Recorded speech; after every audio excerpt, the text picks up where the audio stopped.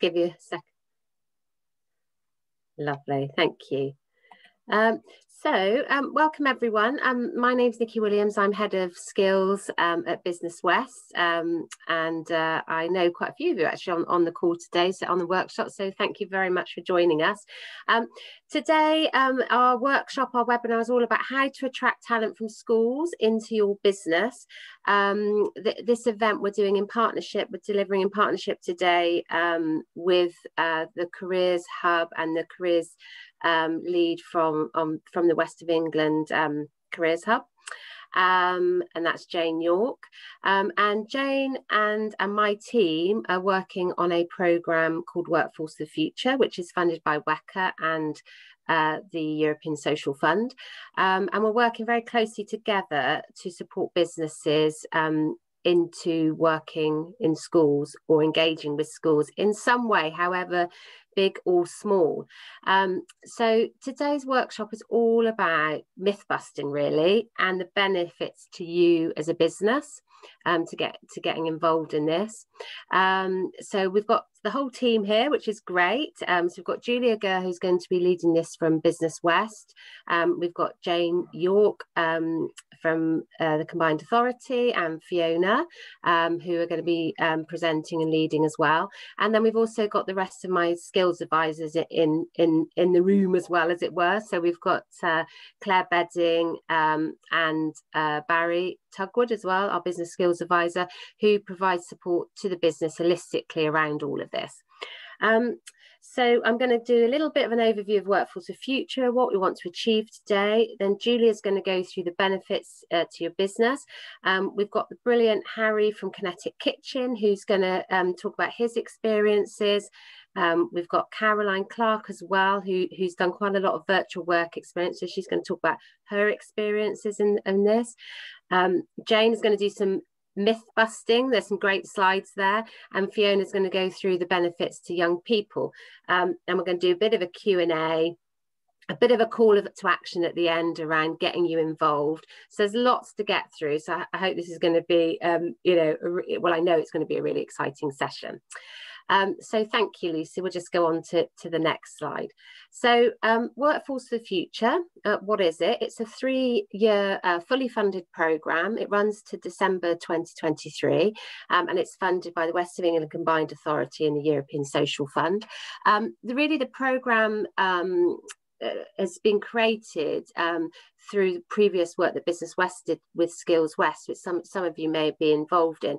And when we were delivering Skills West, which was also a European social funded project, and we were working with businesses very closely, we only had a very small amount of time that we could engage with the businesses on that programme, about 2 hours. And what we really quickly realised was that actually businesses like yourselves needed a lot more support to get engaged in all of this great activity, and to create those sort of cultures of learning which we want to create in businesses, and to engage residents in the region. So the great thing about Workforce of the Future is it's a holistic programme which is business SME particularly focused, and with that you can get around 30 hours of support over the next 3 years whilst you're on the programme. So you can access that support in many different ways through us and Jane. And if I just go on to the next slide, I'll just show you the sort of pathway through that. So you can start off, you can enter at any points in this journey really, but each bit has a sort of, a different part of support that they would give you as a business. So workforce development planning is a Business West aspect of it.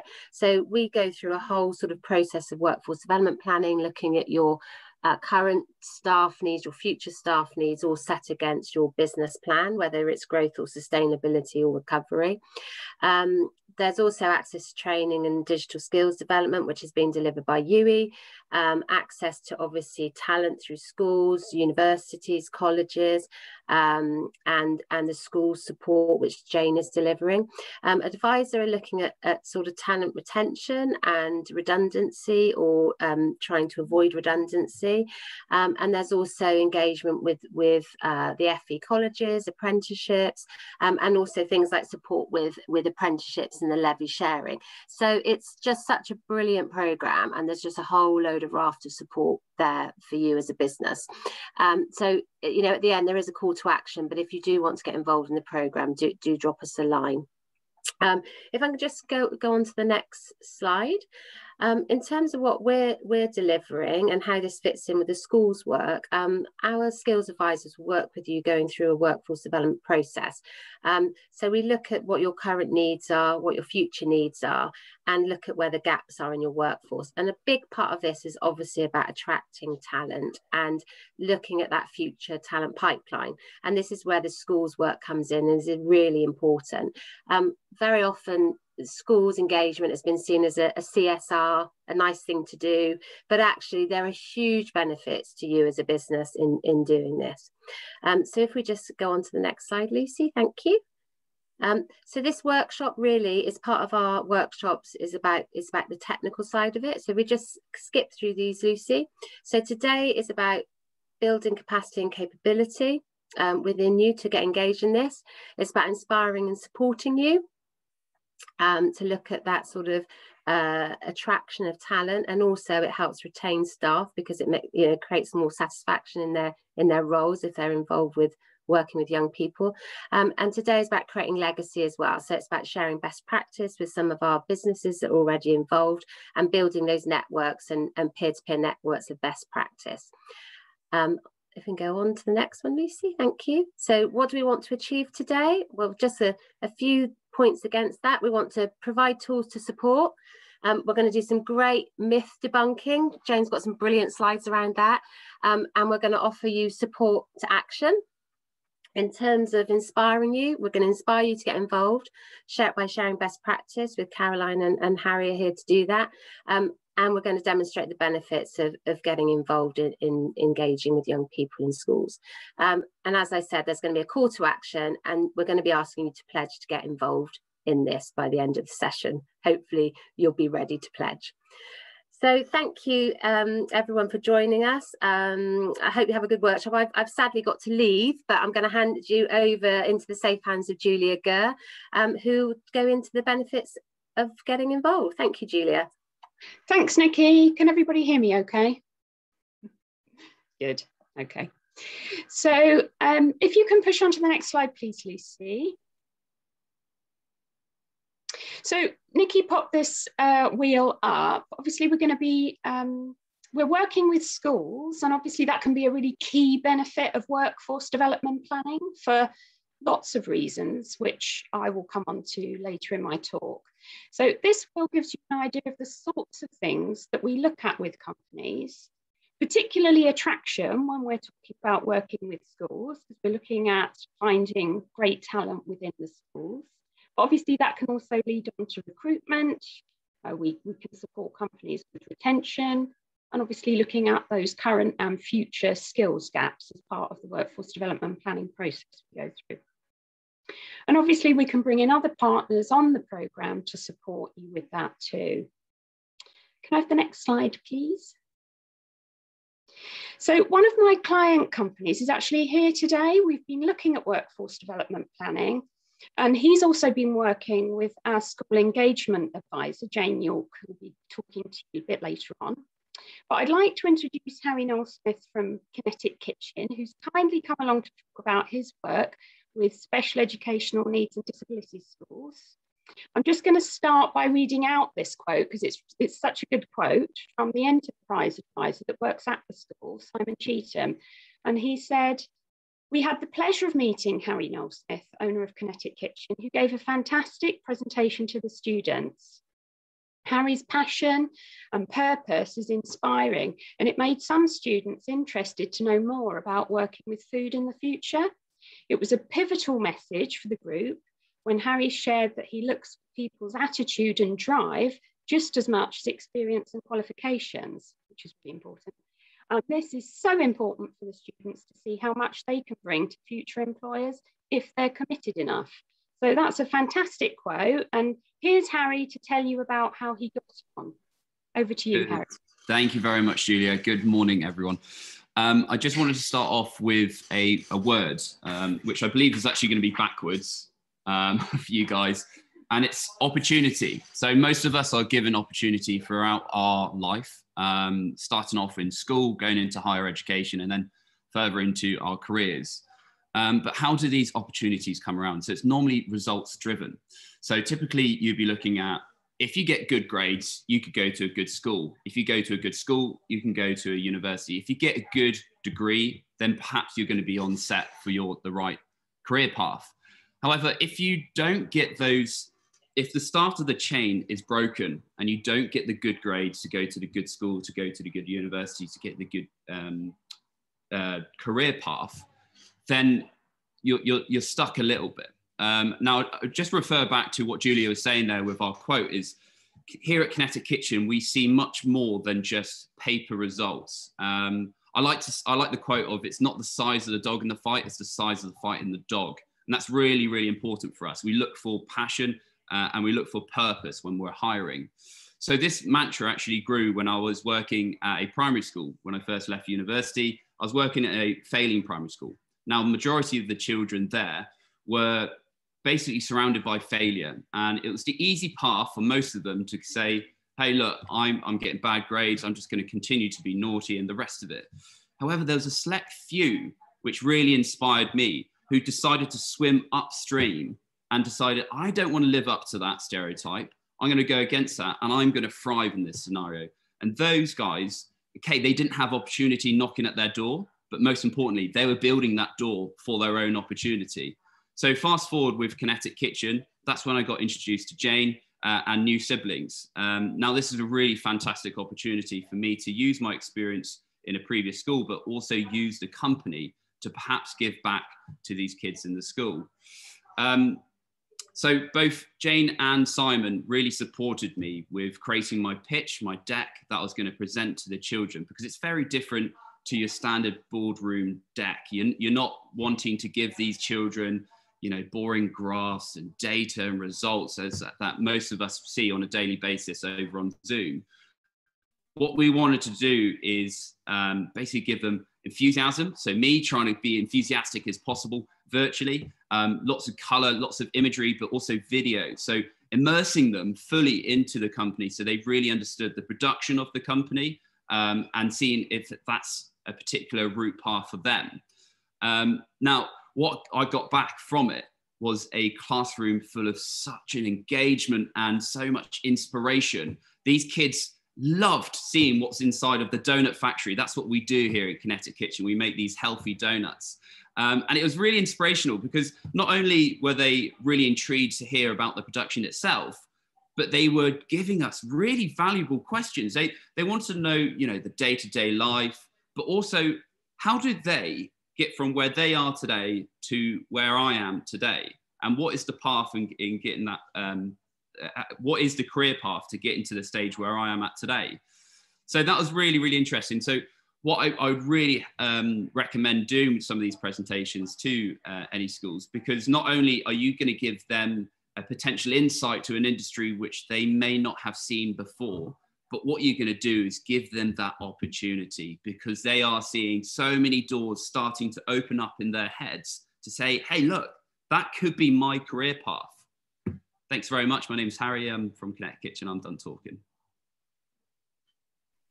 Thanks, Harry. That was fantastic. That was really, I picked up on your enthusiasm there. You obviously really enjoyed doing it. So we've just heard from Nikki what's going on in the region with the workforce planning. And obviously we've heard from Harry here about the real satisfaction to be gained from inspiring younger people. And obviously inspiring the younger generation. So let's zoom in and have a quick look at how important this is for your business, your staff, and our local students as well. Can you flick on slides, Lucy, please? Thanks, great. So company benefits. So doing it for the love, paying it forward, that buzz that you get from helping others. It's probably the #1 reason most people volunteer to deliver career support. But here are some others if you need a bit more convincing. So you're a good employer. How will people find that out? This is tomorrow's workforce, and it's your chance to inspire them, to present your company as a great place to work, and your job role is an exciting career choice.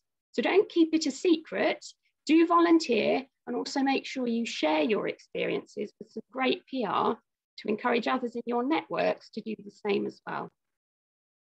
Project management, setting live briefs, presentation skills, leadership skills.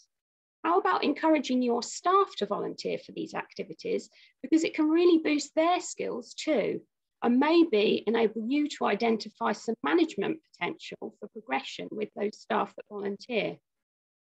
Diversity. It does increase productivity. There was a report done by Forbes back in 2018, which showed that diverse companies produce 19% more revenue. And PricewaterhouseCoopers also ran a report which said that 85% of CEOs say that diversity and inclusion enhances their performance. So how does working with schools help with that? Well, we can help match you with different sorts of schools and student groups to help with this. So you get the chance to discover some hidden talent, maybe where you least expect it, as Sir Harry said. Talent pipelines, we've all heard of them. You may know that you only want to employ graduates perhaps, but according to Target Jobs, about a quarter of those students return home now after graduating. And more youngsters are looking at degree apprenticeships now too. But they may not consider you if they've never heard of your company or your job opportunities. And this is where you can get into schools and get that across to them so they can see where that career pathway can take them. And it's a two-way street as well. You know your employer value proposition. You probably know what you want them to deliver for you, but what will you deliver in return? Let's get those conversations going so you can find out from young people what they're looking for too. Next slide, please. So Fiona's going to cover this in a bit more detail in a moment, but I just wanted to cover those benefits to young people that will also benefit you as well. So what do they gain from your talks, interviews, projects, tours and placements that will benefit you in the long run?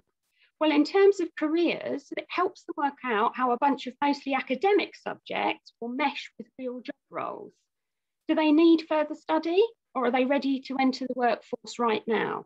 This can save a lot of wasted time on your part and theirs if they understand how things work. Learning stuff, let them try stuff out. Let them start building those vital, essential skills that employers really need, like teamwork, presenting, speaking to clients, real-world problem solving. And visibility. Who will all the keen, talented youngsters be reaching out to? It's unlikely to be companies they've never heard of. So building relationships with schools and tapping into that talent early is really key. Next slide, please.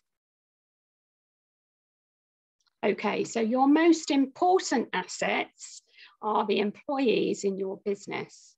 And many of them really like volunteering for these activities. It's satisfying to see those pennies drop, the progress that the students are making, the excitement that comes from learning new things about the world of work, just like Harry said earlier. Progression.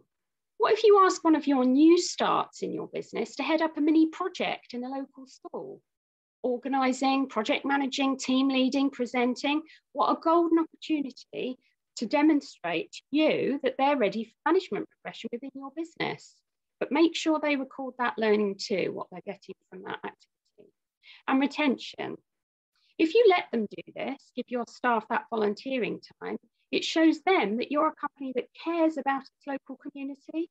It reminds them that the job they do is important and that you value and trust them as your employee. There's an organisation called Realised Worth that sets up and trains and studies volunteering programmes. And one of the reports they run said that 82% of employee volunteers felt more committed to their company. So it's a real thing. People love doing it. Okay, can you flick to the next slide, please, Lucy? Now I'm going to pass you over to Fiona Doughton from WECA, who has a question for you. Over to you, Fiona.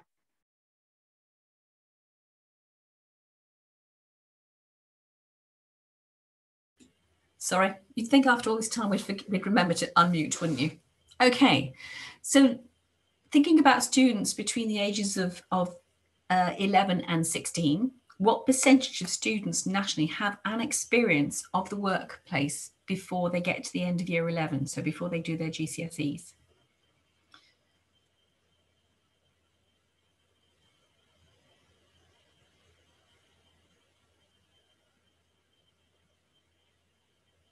Nearly there? This is a national figure I'm asking you. I'm also going to talk to you about the local figure as well, because I'm quite sure that's of more interest. Oh, anybody else left to vote? We're up to 80% of the group have voted. 85. Yes. Just give it a couple more seconds.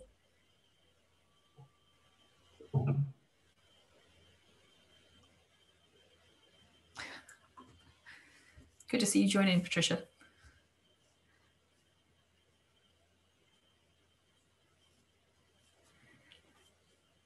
Okay, that's grand. So it's interesting actually that you're all quite pessimistic. And those of you who have gone for 26% are very pessimistic. The 42% would have been right 2 or 3 years ago. Those of you that did get it right were the slightly more optimistic ones at 68%. And actually that is the national figure. That has been a huge change in the last 3 or 4 years with the numbers of employers who get involved in sort of working with students before the age of 16 and seeing where it's going to go. What's really disappointing, of course, is we're talking about 68% nationally, 32% still don't have an experience between the ages of 11 and 16. And what I would say is locally, our figure is actually slightly lower. It's 63%, but some of that has been impacted by the pandemic, and that's definitely made a difference. I would agree from the chat that there are regional differences here, but it can actually be really small regional differences. So for example, you can have one school that's really good at this and another school that's not. So you have to be quite careful in terms of how you draw conclusions. I know Lancashire gets a lot of support. So Kay is the Careers Hub lead there, and they do some terrific stuff. So absolutely. But yes, that's the figure. Thank you, Lucy. We can take that down. And can we stop sharing?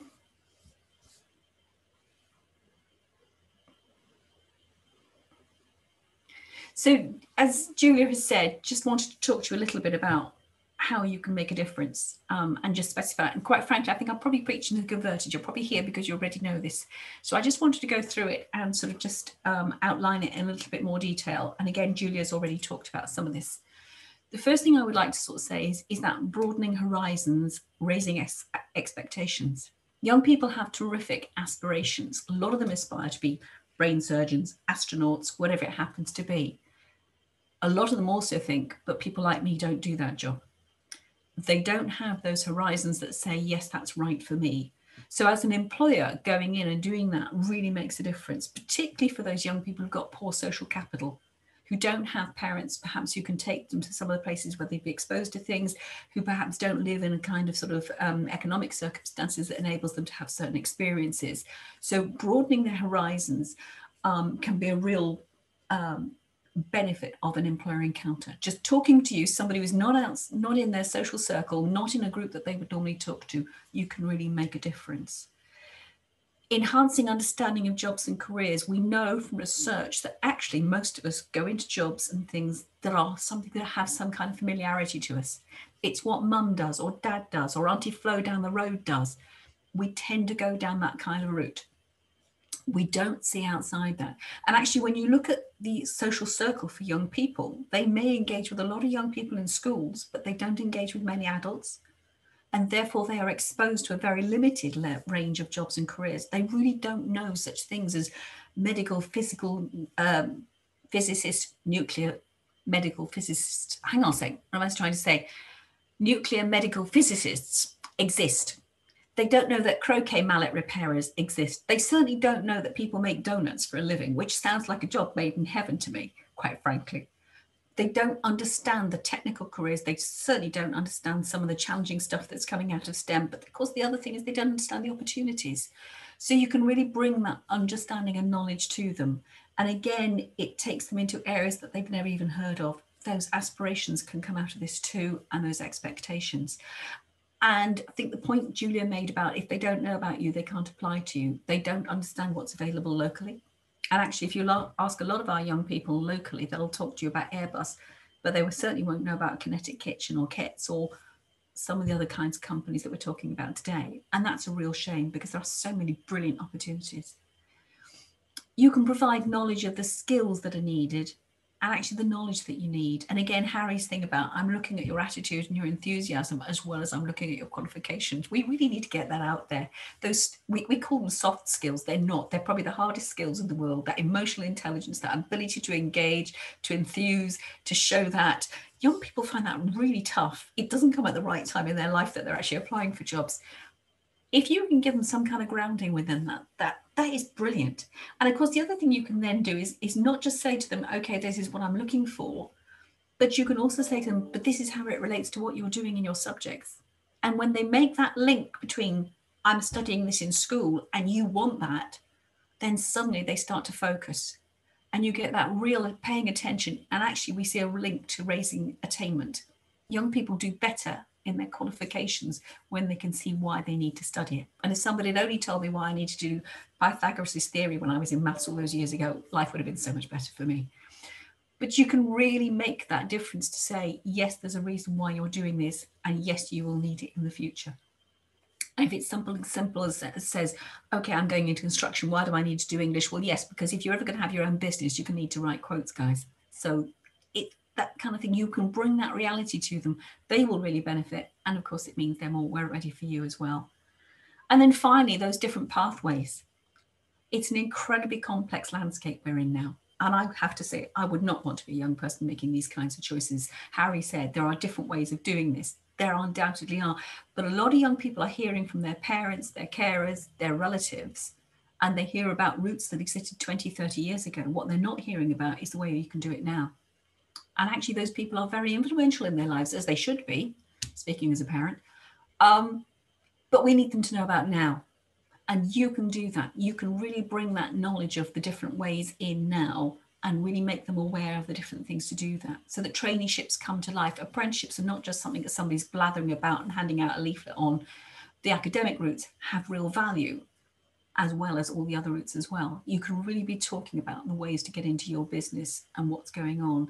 And of course, that's got a knock-on effect for your own recruitment. So actually, it's not just the benefit for the young person, it's the benefit for you. You can really make a difference.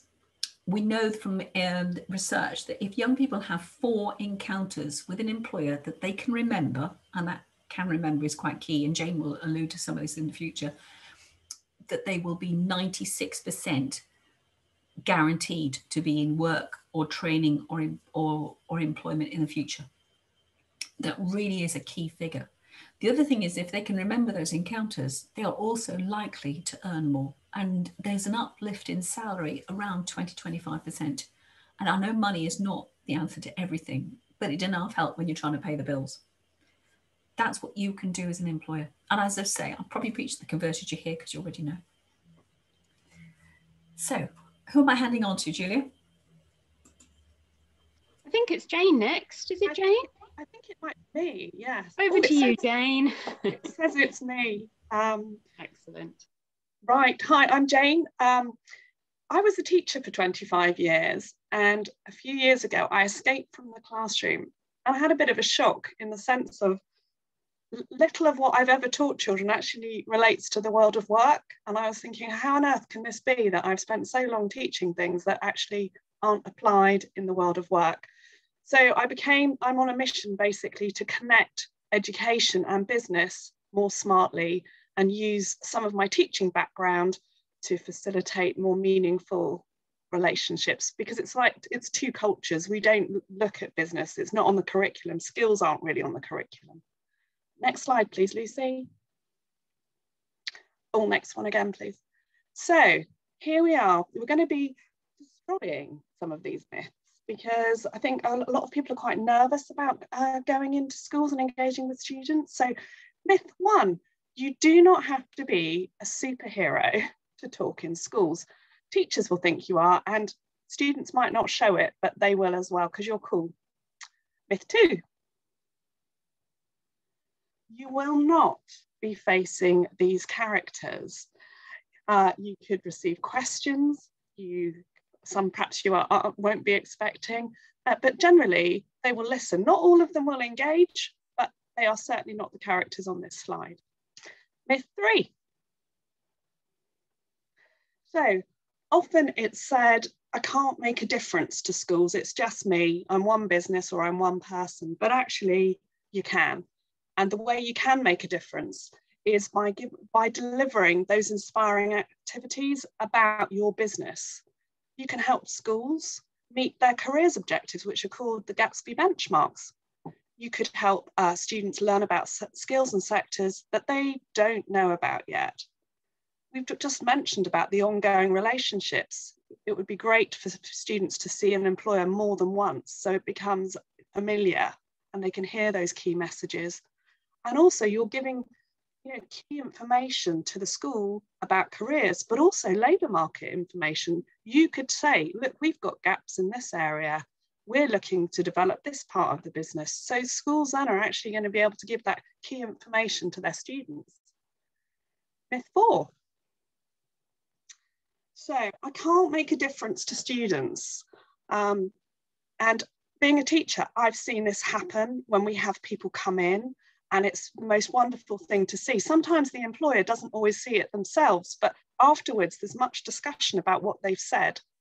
So you can make a job seem more tangible, grow those mindsets of actually, yeah, why not me? Plant the seed of the possible, raise aspirations. And I love it as a teacher, those I could moments, when students come back and say, I could do that. And I'm like, yes, you can, you could. Ignite dreams and empower those students to find their own superpowers because they won't know them yet. And there we are, you're creating this young person with a knowledge of their skills and strengths. Myth 5, please. So I don't have enough time, and I fully respect we're all busy in our roles, but this just gives you a basic idea of what can be achieved in a relatively short amount of time. So 10 minutes. How about zooming into a subject chat during a lesson? If you've got a link to maths or English, geography, languages, you could have some direct input with students. And the last year has facilitated that virtual access. Got an hour? How about a sector talk or a skills talk? 2 hours, we could do an insight afternoon. 3 hours, an insight morning. And if you've got 5 hours, why don't we make it a whole day? 7 hours, we could do a 3-day work experience, and 11 hours, you could go for a whole week. And there's a range of activities. I've just put talks and insights up there, but you could do a workshop, a challenge, you could adopt a teacher, there's all sorts of things you can do to make that time meaningful, whether it's with students or teachers, and it's all possible. Myth 6, please. So I don't know what to say. We're not asking you to talk about the curriculum. You're spared of that. You're going to be sharing your journey, your story, your expertise even. Your business, what it does and why, who works there. Your sector, what it does. I mean, when I came out of teaching, I felt like a dinosaur. I didn't know that some of these things happened. And I was like, wow, all I want to do is drag them into the classroom for students to learn about. And we've got skills. Skills, I feel, is the bridge between education and business. They're not often discussed in schools outside subject skills. So you could highlight the ones you use in your business. You might be using problem solving or creativity or making connections, or indeed the ones you're looking for. So students can then start thinking, oh, that's what people are looking for. That's what's needed. Projects you're working on. So, I did think of possibly if Harry goes into another school, we could come up with some new flavours for you, Harry, or some new packaging. Whether you want it or not is another thing entirely. But tech, tech in school is, I think somebody said to me, it's about 10 years out of date. So anything cool you're using, I'm sure they'd love to know about that. Real business problems or challenges, because you're giving the young students a voice, a platform to share their ideas and thoughts, and they have a lot of those. What do we want? Miss 7, bring it on. So I fully appreciate it's quite difficult to get into schools. There is a whole sort of stream of organisations that you, or levels of organisation that you get through to finally speak to the person you want. And that could be a challenge, but you do now, you have connections to schools. The Careers Hub work with careers leaders across the region, and we work in 17 SEND schools, 7 alternative education schools, 5 colleges, and then 69 secondary schools. And we can help signpost you to links in those areas. Next slide, please. So, myth number 8. There isn't anyone to help my business. So as Nikki mentioned at the beginning of this presentation, Business West and the Careers Hub, along with other partners, are all part of the Workforce for the Future programme. It's a free programme and it's bespoke for your business. And as the school section, I can help you link your business priorities to engagements and activities with students. So firstly, you might want to come up, we can collaborate on an education strategy. You might want to call it an engagement strategy. It could be a CSR strategy. It could be a social value strategy, depending on your priorities. And the things that you're looking to become important, we can actually change skills shortages into skills promotion to those students. So if you're lacking certain areas, perhaps creativity, we could do some work on getting more creative thinking going in front of students. Structure, advice on how to make those activities meaningful, engaging and relevant for students. You know, it's really good to give them time to reflect, to talk to a range of people, and to get feedback, because you know, you're not a teacher and your voice is going to be really valuable in saying, well, actually in work, that's a great thing to do. So you're giving another voice, and that's really powerful. And the content, skills, hooks, experience, cool stuff, gaps, anything you've got. I've put skills in bold there because you've also got the human, I call them human skills, some people call them soft skills. You've got a great chance to work on problem solving, creativity, innovation, entrepreneurship, teamwork, and indeed one of the most empowering skills are those employability skills, because students aren't always in the best place to go to interviews, to be ready to engage with employers. We had somebody yesterday engage with one of our pupil referral units with mock interviews. And at the start of their chat, she was getting that they felt 1 to 3, fairly low level in their confidence. And these students do have some challenges. By the end of that hour that she spent with them with mock interviews, they were saying they felt 6 to 7, even some 8s on confidence. That's going to stay with them. So you can have a real impact. And what's next? Oh, delivery. Fiona often says to people that I speak school, and I think I do. I'm still learning some business speak. So yes, it's about connecting those two cultures. So I can help you to speak school, and I have a few top teacher tips as well as to what can help when engaging with students. So I can gladly share those. And through the Workforce for the Future programme, we can broker a supported introduction to schools and colleges when you join, and that helps to nurture that sort of meaningful relationship. And we can build on all sorts of aspects to your needs in the business and getting that message to students. And we also have a wealth of practical advice on school routines, safeguarding policies. We have guidelines that can help employers engage with schools and colleges. So there's lots of advice and practical support out there for you. Number 9. Oh yes, so I've been told a couple of times, oh, it doesn't really fit in with our CSR policy. And I'm always a bit baffled by this. So I definitely would like to annihilate this myth. Empowering young people through sharing your business expertise and experiences. Ethically offering experience of work to those who might struggle. So perhaps going into a SEND school or a PRU to actually talk about and facilitate and empower. Investing in the community, actively bettering society, demonstrating good corporate citizenship, and indeed positive social and economic impact. So I would certainly say that's part of CSR in my book. Next bit. Number 10, please. Know who to ask for help. Well, hopefully after today you will, because obviously we have Nikki and Fiona, Julia, and myself. Next slide, please. Now, these are our email addresses which will be sent out with the presentation. I'm also on LinkedIn as Jane York, so if you want to connect with me, please feel free. And I think it's the last slide next. That's it. So I have the privilege of introducing Caroline. I met Caroline last year and Harry this year, and they inspired me so much. I just had to persuade them, or not very much, it has to be said, to go into schools. And Caroline did a virtual work experience last year, and I supported her to work with the school. And these are the quotes we got at the end of the week.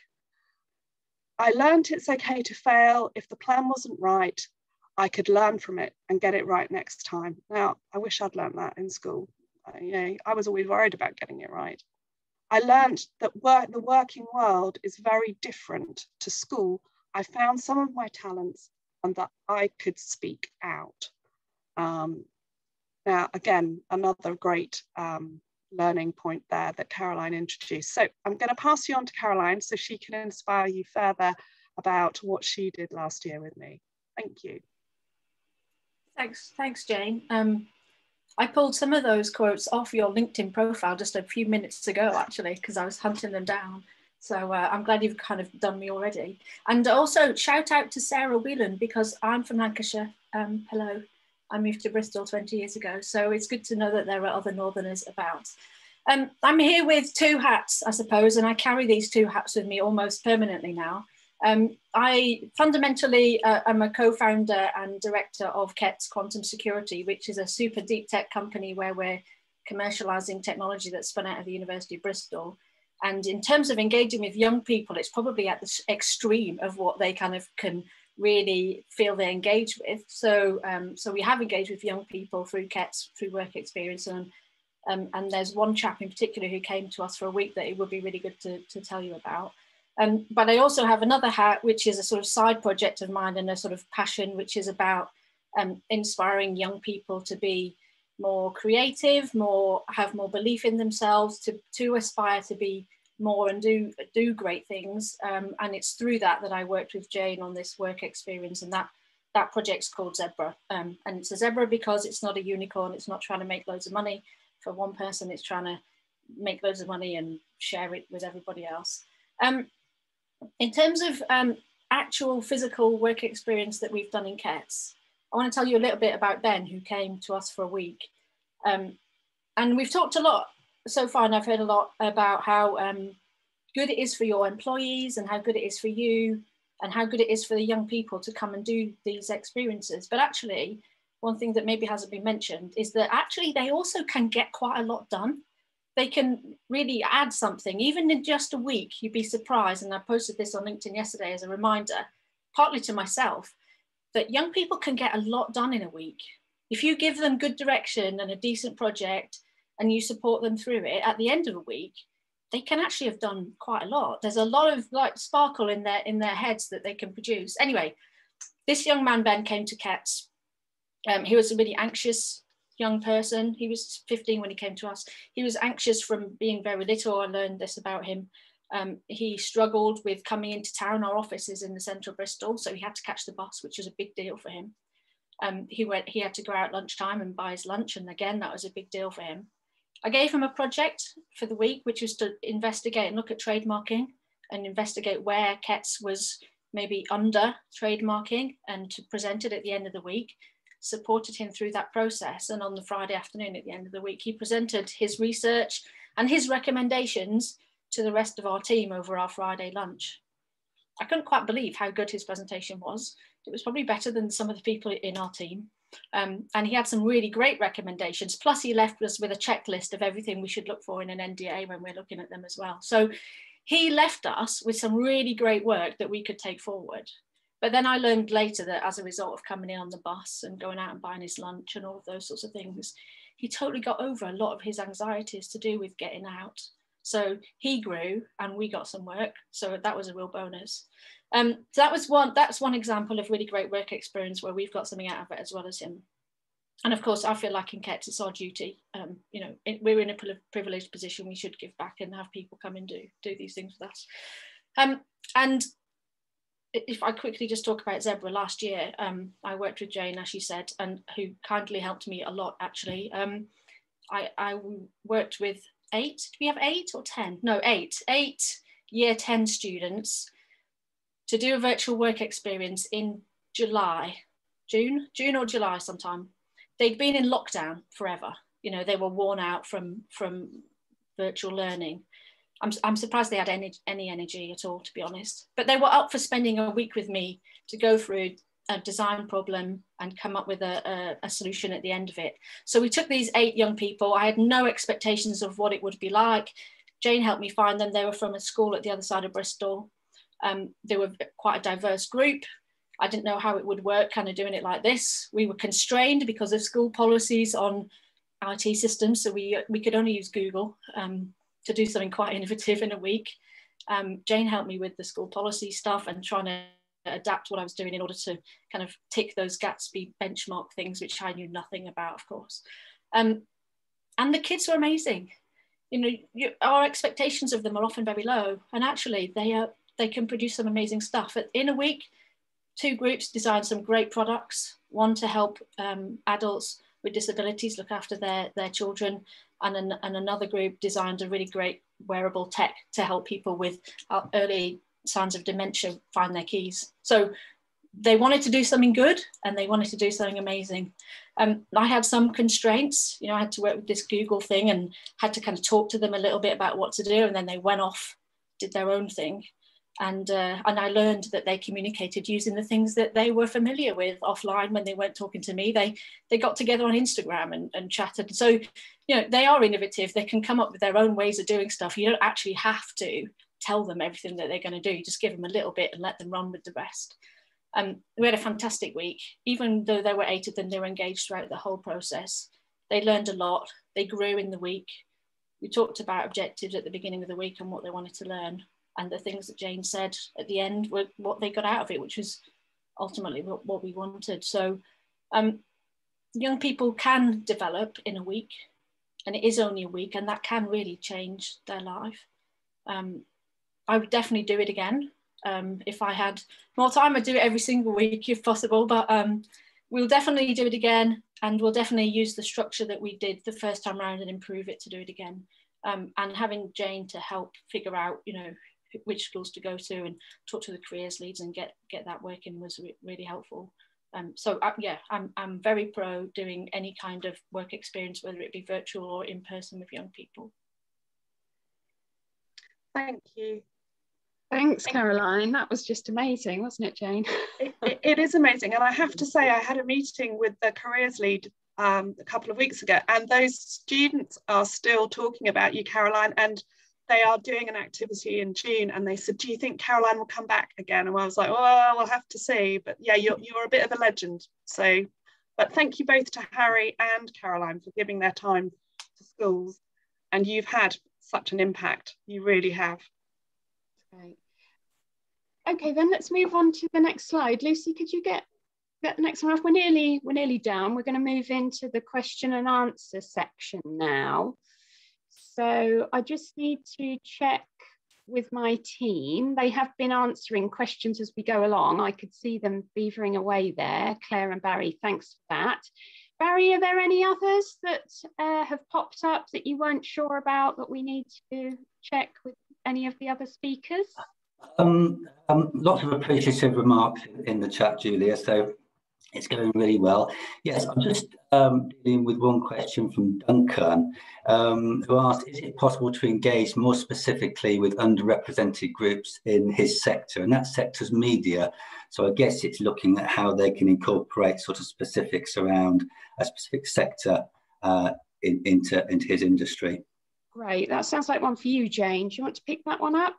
Yep, certainly. I mean, I'm currently working with a gaming company, a company linked to gaming, and their focus is disadvantaged students.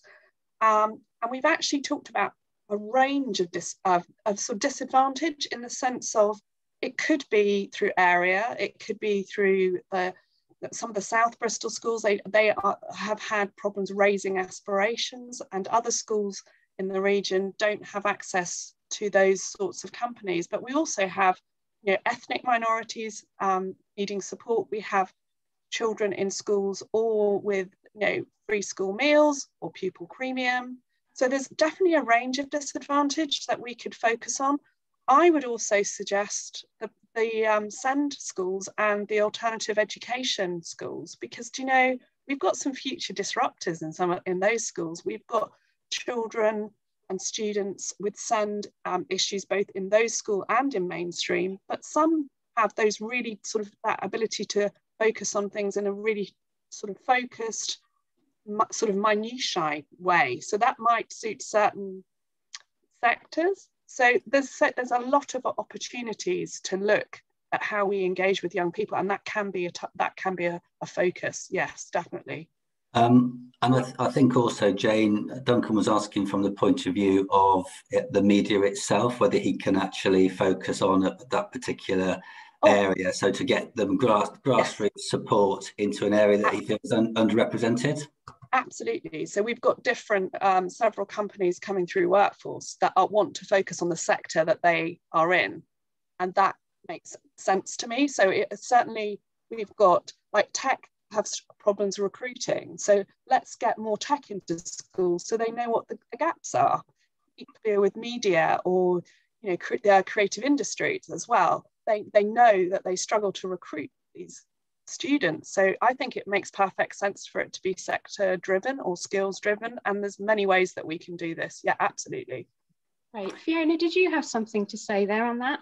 Yeah, just to say that it's an area where we don't have enough employers engaging. So generally speaking, as Jane said, we work with 95 schools across the West of England region, and actually a lot of them would like to engage with the media sector. And it's actually quite difficult to do that. So yes, please, Duncan, I think that's the answer. I don't think you have any problems finding schools that want to work with you. I mean, obviously, assuming once we're through the pandemic, that causes a few problems along the way.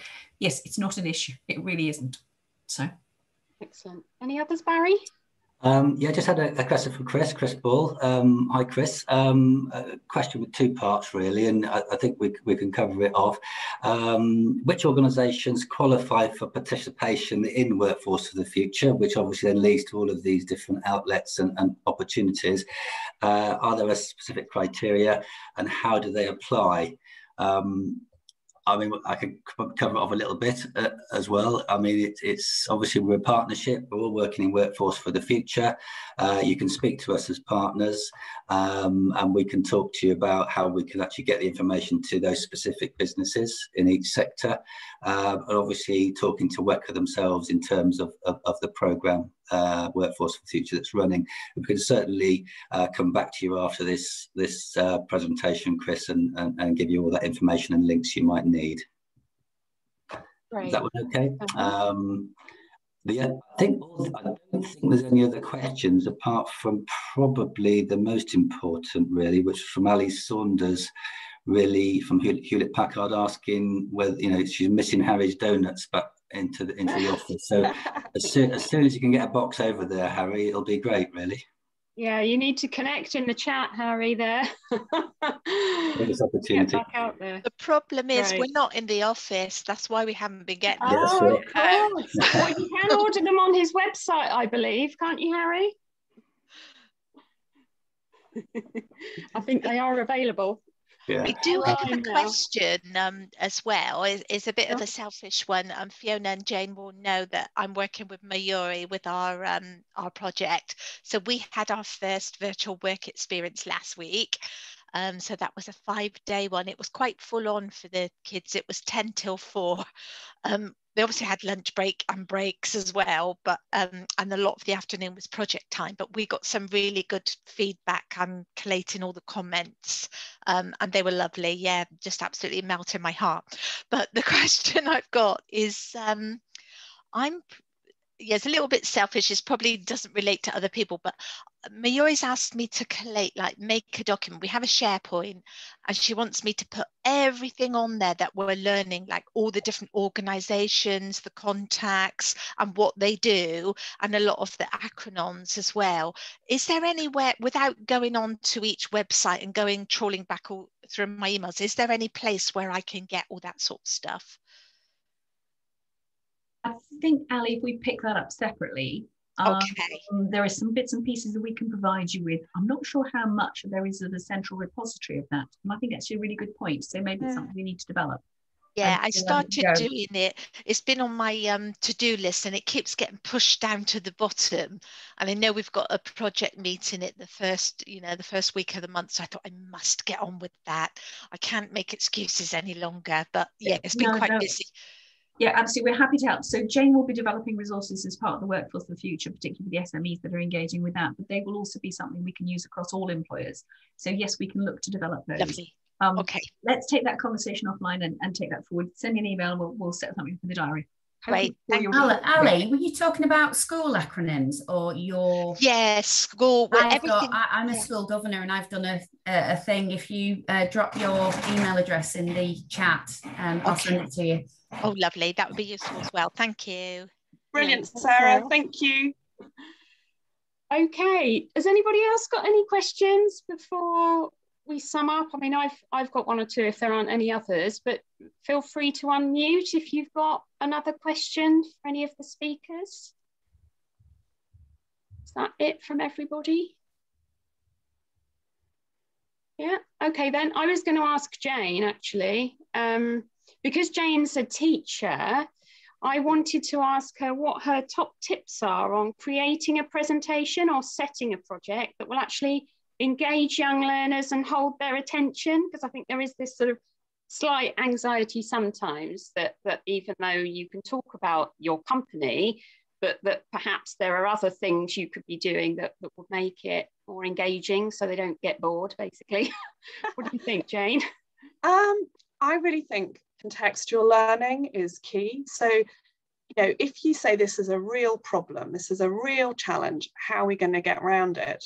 So if you have whatever your business is dealing with, you could use that as that context.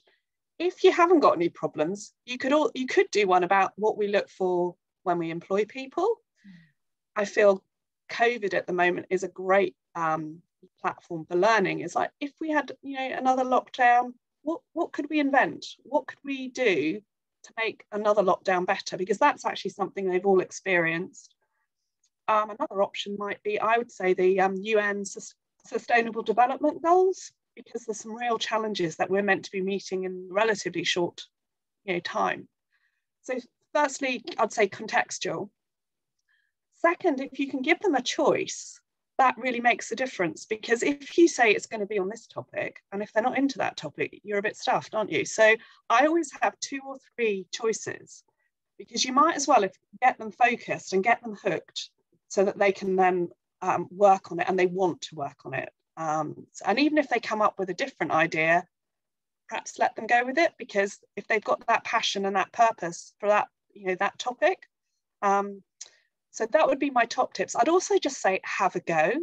You've got nothing to lose. I mean, I'm still getting used to sort of not having 30 faces to talk to. It's just however many. But you are not the teacher. You are going to be cool. You're going to be exciting, and it's worth just having a go. You don't lose anything. You've got everything to gain. That would be my point.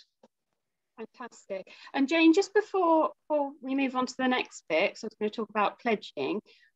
Are there any activities that are sort of live now that you're looking for coming up before the summer holidays for the young people?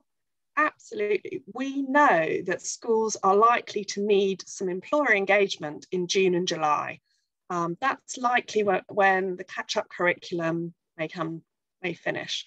We've also know year 11s and year 13s, there might be a period of time that schools will be looking to do activities with them because they won't be having exams this year. I have a school in South Bristol who's doing a work experience trial June the 28th to 30th. We're looking for 7 hours of employer time there for that one. So if anybody wants to contact me about that.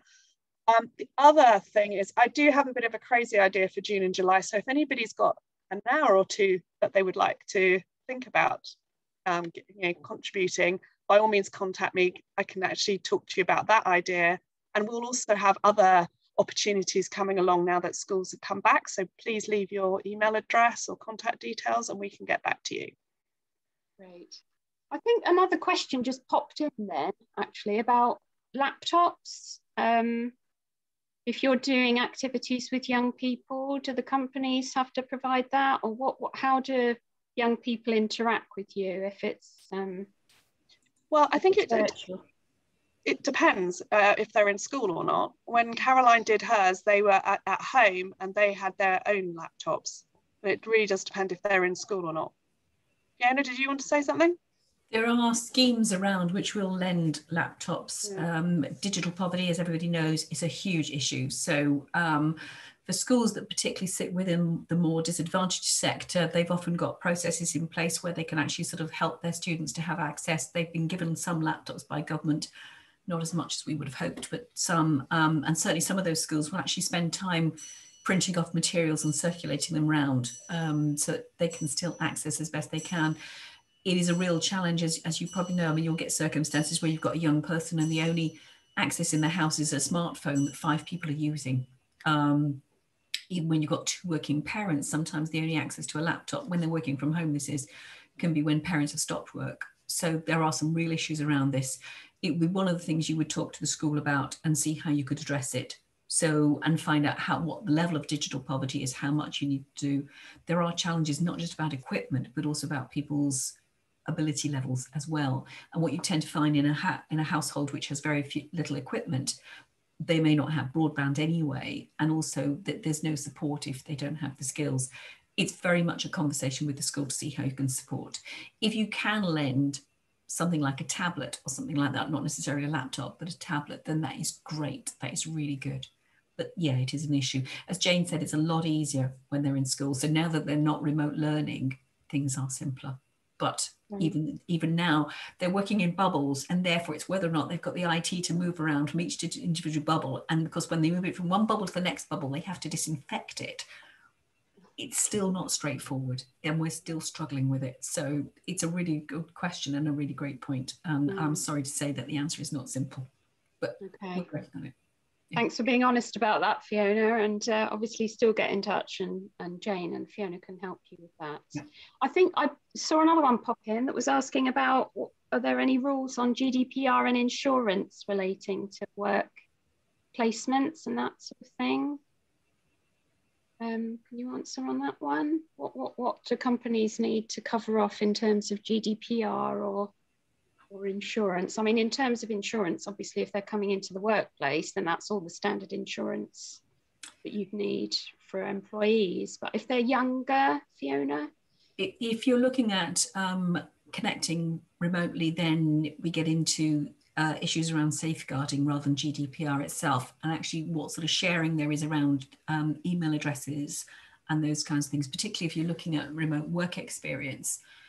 There are ways of doing things, particularly going through third-party partners, so that you don't actually have access to students' email addresses, schools setting up email addresses which are specifically for that kind of engagement. So again, you haven't got personal information, making sure you're not sharing email addresses from your own employees. There are ways of doing it. And Jane probably knows more about it than I do, but so one of the things we do, for example, is we work with partners, and there are people like Speakers for Schools, Spring Pod, Start Profile, all of whom will help with delivery of virtual work experience, so that those are not issues.